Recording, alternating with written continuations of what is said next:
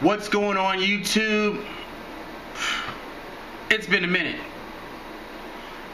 I had to hyper focus for a minute, and a lot of people asked, what the heck were you doing? Putting on a 5K. Never done it before, but it's one of those things where you say, figure it out as you go. And boy, was there a lot of figuring out. But here's one lesson, and many more lessons to come, that I learned through this whole shebang. One thing, and a lot of you probably right now are still participating in this type of activity. What's that one thing? You see, when you're born into this world, you come by yourself. There may be other people looking at you and saying, oh, such a cute baby or whatever, but you came here by yourself. When you're crying and you're trying to get people's attention to my diaper's wet and blah, blah, blah, you're trying to get other people's attention, but you came here by yourself. What am I trying to say? Some of you right now are living life with a safety net. You think you may have $20 in your bank account. You say, okay, I'll spend that because if I spend that, I can count on that person to help me out. If you're living your life with a safety net where you always thinking someone else will come to your rescue, you're sadly mistaken. And you're living a life that can be disastrous. Right? You have to live life depending on no one. And not only depending on no one, never ever in your life depend on anyone. Who should you depend on? Yourself. When you walk down the path and you don't have to ask anyone for anything at any time, that's the ultimate freedom. And if you haven't achieved that, you still have work to do. You see, through this whole thing, I was a for-profit organization, wasn't a non-profit, no one gave anything, right? Then it got to a point, screw it, I don't need anything. All I need is my motivation mixed with the idea and execution. That's all I needed.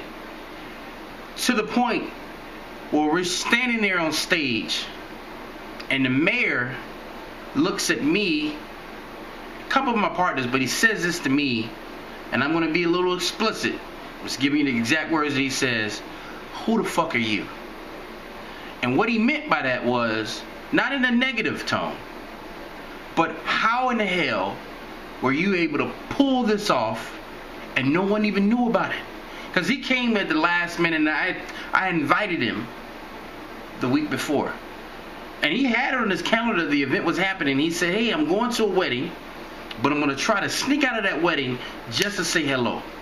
And when he looked out and he saw the city here freaking blanketed with people, he didn't have any explanation. So he just came back and said, hey, whatever.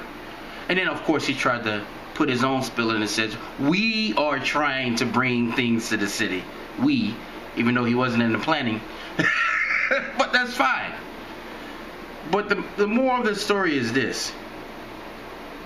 Guys, you're in it by yourself. And be happy with that. That's not a sad thing. Be happy with making things happen yourself. Now, that doesn't mean that you can't get... Now, don't get me wrong.